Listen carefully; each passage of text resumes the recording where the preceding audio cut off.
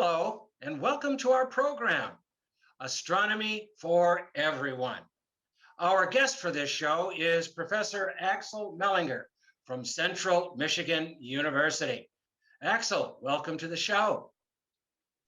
Don, thank you for having me. Oh, you're very welcome. Axel, I understand you joined Central Michigan University as an assistant professor back in 2008. That's right. And in the meantime, I got promoted to full professor. And while my daytime research is in materials science, I have been doing astrophotography for many years, decades, in fact. Now, I also have learned that you have created two Milky Way panorama images. Can you tell our viewers about those? That's right. So the first one I created more than 20 years ago. It was a project still on film. I photographed the sky section by section from places both in the northern and in the southern hemisphere, from South Africa. And then between 2007 and 2009, I created a second panorama, this time an all-digital image with a dedicated Astro CCD camera. And both Milky Way panoramas have found their way into a lot of astronomical publications. They're used in planetariums worldwide. And a few years ago, when the LIGO collaboration announced their first discovery of gravitational waves, they used my image to show the location of those sources in the sky. Very interesting. You must have felt very proud. Indeed. Now, our topic tonight, for this month's show, I should say, is time-lapse astrophotography. Now, I'm familiar with regular astrophotography, but why time-lapse? Okay, what's special about time-lapse photography? Well, time-lapse photography can capture motion in the sky. And there's a lot of motion. For example, the stars appear to move across the sky. Actually, that's, of course, the rotation of Earth. Then you occasionally have clouds, and you may have shadows, for example, when you take time-lapse videos of eclipses. And if you take a time-lapse sequence during a star party, for example, or across Lake Michigan, then there's a lot of foreground activity. Now, time-lapse astrophotography also poses some special challenges. First of all, you're taking photographs at night when it's dark, so you need long exposure times, typically 30 seconds and more, and you want a camera with a large sensor. The larger the camera sensor, the more light it captures.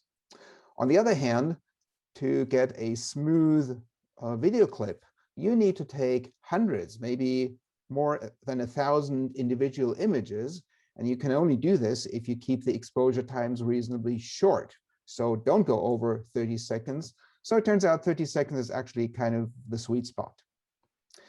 And then you're using a camera in cold nights, which lowers the battery performance. So you need spare batteries or you need an external power supply. Let me ask you a quick question. You're talking about using both film and digital, and I'm sure they each had their challenges. How were you able to overcome that?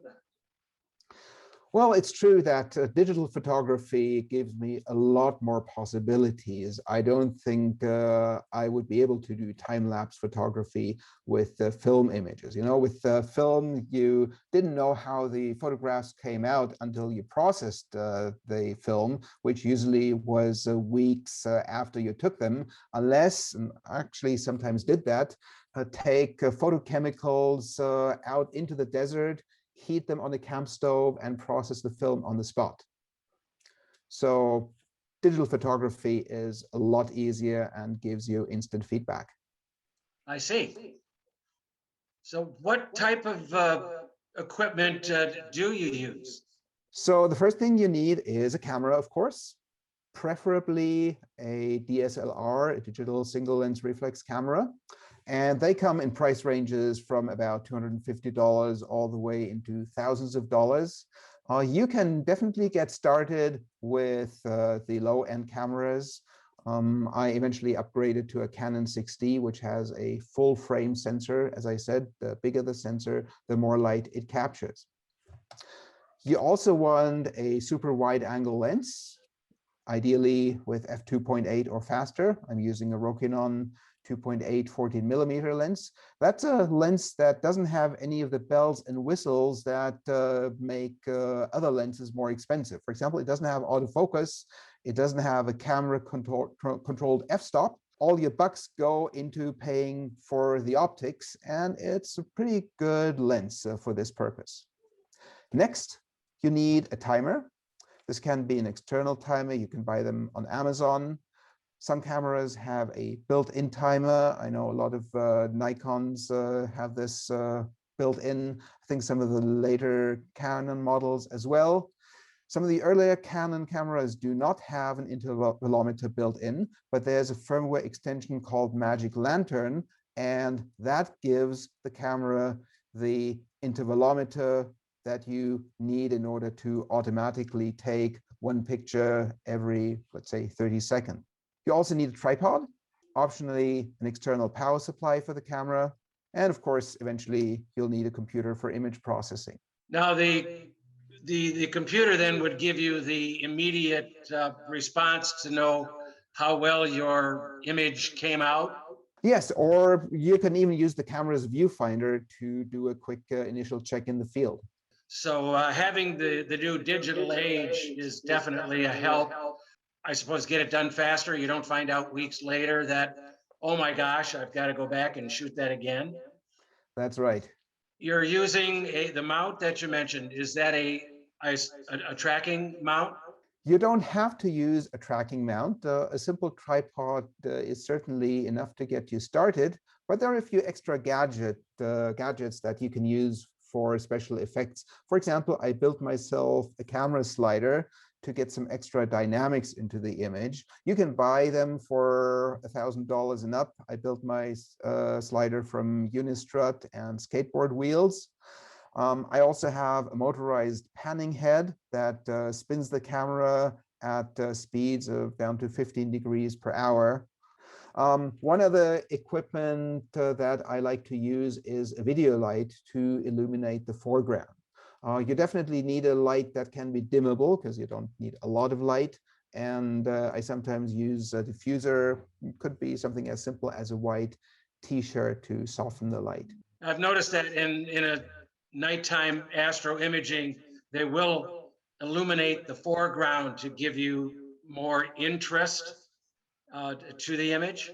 That's right. Sometimes you have rocks in the foreground, and unless you're shooting around full moon, then those rocks would be completely dark unless you illuminate them. Some of the interesting tricks to make a first-class astro image. Any other types of equipment or tricks that you use in your work? Well, let me show you an example how those tricks work. So this is a sequence I took a few years ago from Toadstool Geologic Park in northwestern Nebraska. So here we see the camera moving on the slider. I also used my video light to illuminate this sod house replica in the foreground. And you can actually see the shadow of my camera as it moves along on the slider through the fence. Oh, yes, you can. And then I use a second camera to image the other camera as it moves along on the slider. And that second camera was mounted on the motorized head. So you see how it's turning. And then here another sequence also at Toadstool Geologic Park, this time again with the camera mounted on the slider. And you can see how the rocks in the foreground appear to move while the background is relatively steady. I see. I'm noticing some lighting up in the background. What was that? Those were hikers with their flashlights. Ah.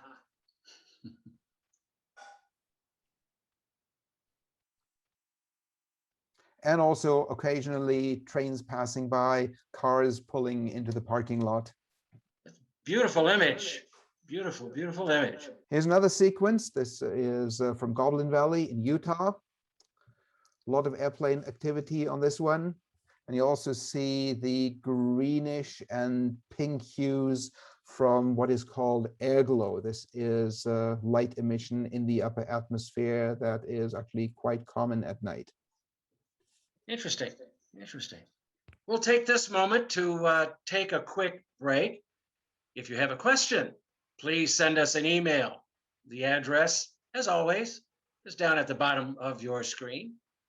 And coming up next with Term of the Month is Stephen. Thanks, Don. The term of the month is flight proven. NASA and SpaceX have chosen the term flight proven to reference used or previously flown spacecraft. They're using a new term because although NASA flew the Space Shuttle fleet, they owned the fleet. And SpaceX owns the Falcon 9 rocket fleet and the Crew Dragon spacecraft capsules. The Crew 2 mission is the second of 6 crewed missions NASA and SpaceX will fly as part of the agency's commercial crew program to the International Space Station. This mission has several firsts, including first use of a flight-proven Crew Dragon spacecraft named Endeavour and Falcon 9 rocket B-1061-2 on a crew mission. Crew Dragon Endeavour flew the historic Demo 2 mission, and the Falcon 9 B-1061 launched astronauts on the Crew 1 mission. And it's the first time that 2 commercial crew spacecraft were docked to the International Space Station at the same time.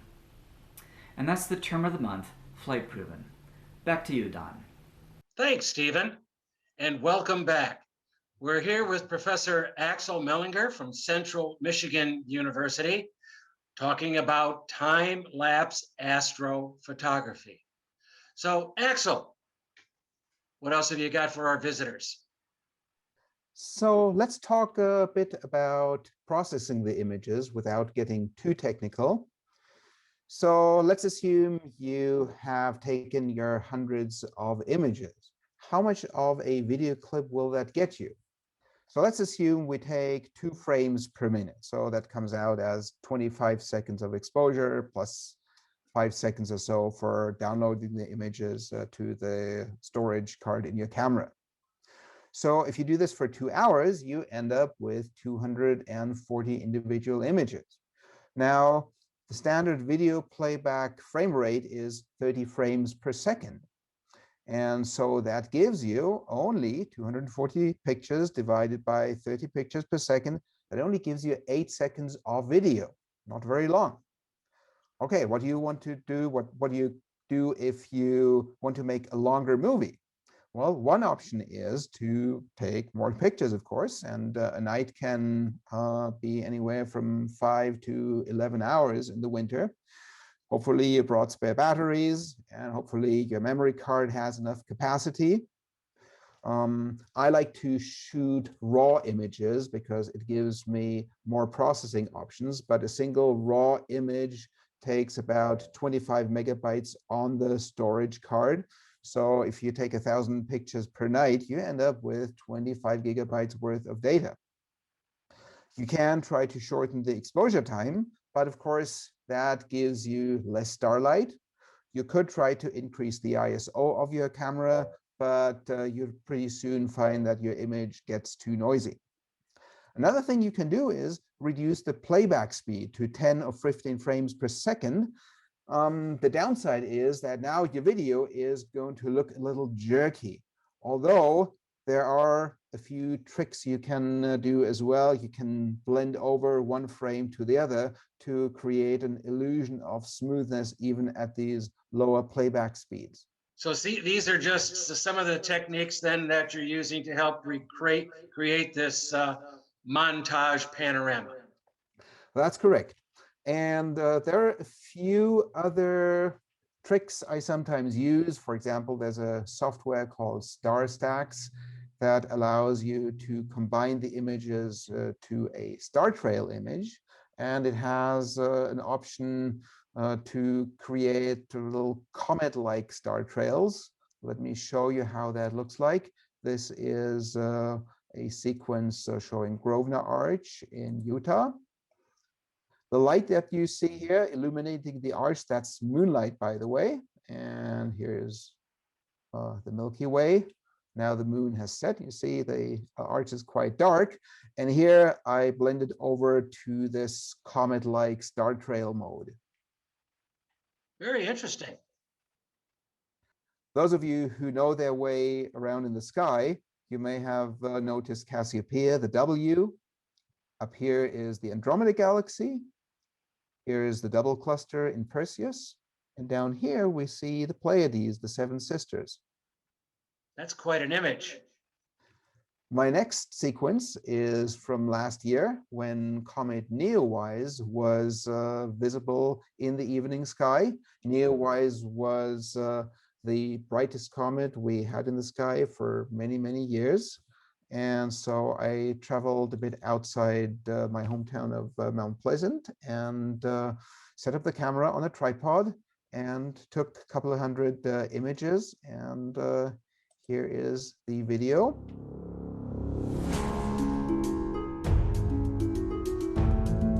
Started shooting during twilight.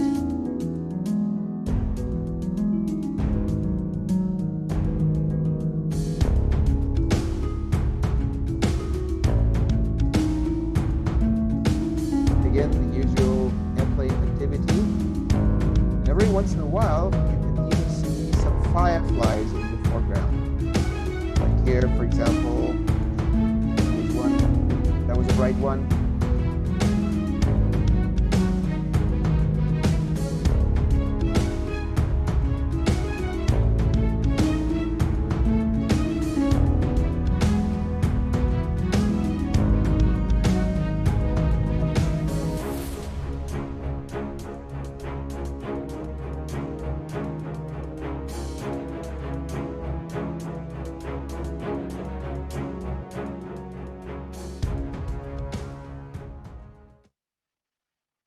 That was very dramatic music as well, Axel.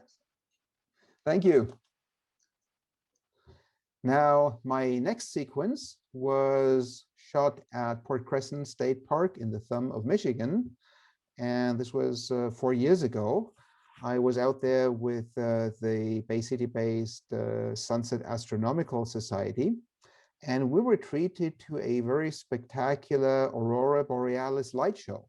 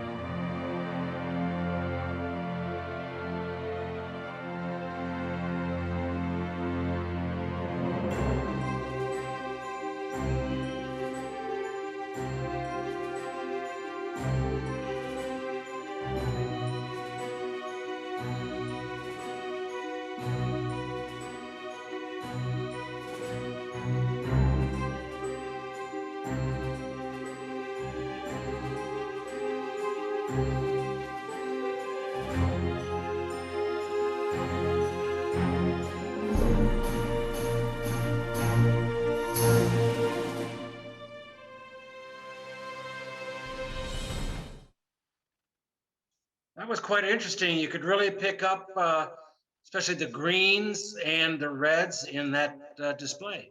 Yes, indeed.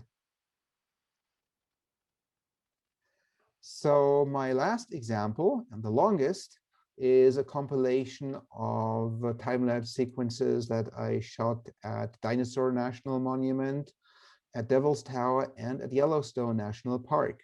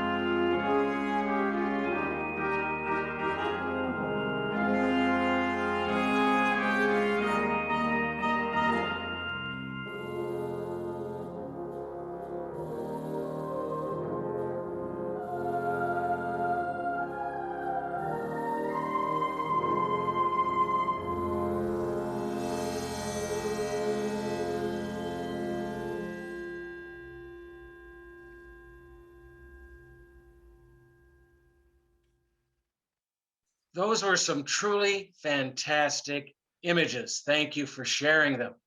Our guest for this month's show is Professor Axel Mellinger from Central Michigan University. Again, Axel, thank you so much. John, thank you for inviting me to your show. It was a pleasure to be here tonight. You're welcome. We invite you to check our club website. The address is down at the bottom of your screen. And coming up next is Stephen with What's Up in the Night Sky. Thanks, Don. What's up in the night sky for May 2021? May starts with a third quarter moon on the 3rd of May. That should be pretty easy to remember. The new moon is on May 11th, which you won't see. The first quarter is on the 19th, and the full moon is on the 26th. Now, Mars can be seen in the early evening just after sunset all month, but it's shown here on the 31st, just after sunset, to show that Mercury and Venus are at best in the trees and only at the end of the month. Note, Vesta is in Leo and can be seen with binoculars. Uranus, Neptune, Jupiter, Saturn, and Pluto are shown also on the 31st, but near sunrise, that is, just before sunrise. All are better at the end of the month. Uranus is in Aries and had superior conjunction on April 30th. It's only visible at all at the end of the month, but it is not recommended. It's not recommended because Uranus is quite faint and you'll be tempted to use optics, and you're looking in the east at the spot where the sun rises to find Uranus, and you have a decent chance of accidentally looking at the sun with optics, and that's you can lose your eyesight with that. Neptune is in Aquarius and rises about 45 minutes before the sun at worst. It'll rise earlier than that as the month moves on. Jupiter is in Aquarius and rises 45 minutes before Neptune. Saturn is in Capricornus and rises about 45 minutes before Jupiter. Pluto is in Sagittarius and rises about 45 minutes before Saturn. This makes Pluto, especially on the dark new moon 11th of May, a possibility this month. You could consider doing it if you have a 10-inch or a 12-inch or a better telescope, and you've got an excellent finder chart for finding Pluto. And that is What's Up in the Night Sky for May 2021. Remember, we don't charge for our show, but we may tax your brain.